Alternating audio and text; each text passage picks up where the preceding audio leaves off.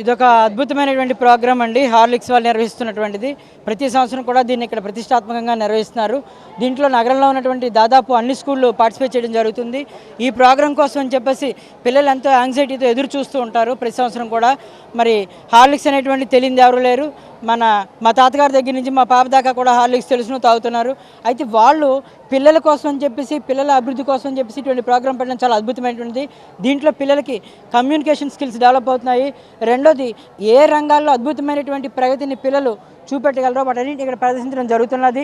ఇక్కడ పార్టిసిపేట్ చేసినటువంటి పిల్లలు అద్భుతమైన పెయింటింగ్స్ వేశారు. చాలామంది పిల్లలు క్విజ్ కాంపిటీషన్లో పాల్గొన్న వాళ్ళు అభినయించినటువంటి నృత్యాలు చూస్తే చాలా అబ్బురపరిచాయి. అలాగే వాళ్ళ తాలూకా మేధస్సుని బయటపెట్టి వాళ్ళ ప్రతిభని ఇక్కడ వాళ్ళు ప్రదర్శించి వాళ్ళ టాలెంట్ని ఇక్కడ ప్రూవ్ చేసుకుని పిల్లల్లో కూడా ఇంత అద్భుతమైనటువంటి వాళ్ళు ఉన్నారా, ఈ విధమైనటువంటి వాళ్ళలో ఉన్నటువంటి లక్షణాలను బయటికి తీయడానికి ఇది మంచి వేదిక అండి.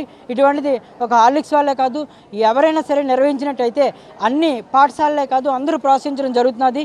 అన్ని భాషలో వచ్చినటువంటి పిల్లలు ఇక్కడ పార్టిసిపేట్ చేయడం జరిగింది. అలాగే స్కూళ్ళు ఎంతో ప్రతిష్టాత్మకంగా పిల్లల్ని కూడా తయారు చేసి మేము టీచర్స్ అందరూ కూడా రావడం జరిగింది. ఇక్కడ ప్రైజ్ని గెలుచుకోవడం అనేటువంటిది దాన్ని ఒక ప్రెషర్స్గా తీసుకుని చేయడం జరుగుతుంది ప్రతి సంవత్సరం. ఇది 3 సంవత్సరాలు ఇప్పటికి మేము ఇలా రావడం జరిగింది. ఇది చాలా అద్భుతమైనటువంటి ప్రోగ్రామ్ అని నేను చెప్తున్నాను.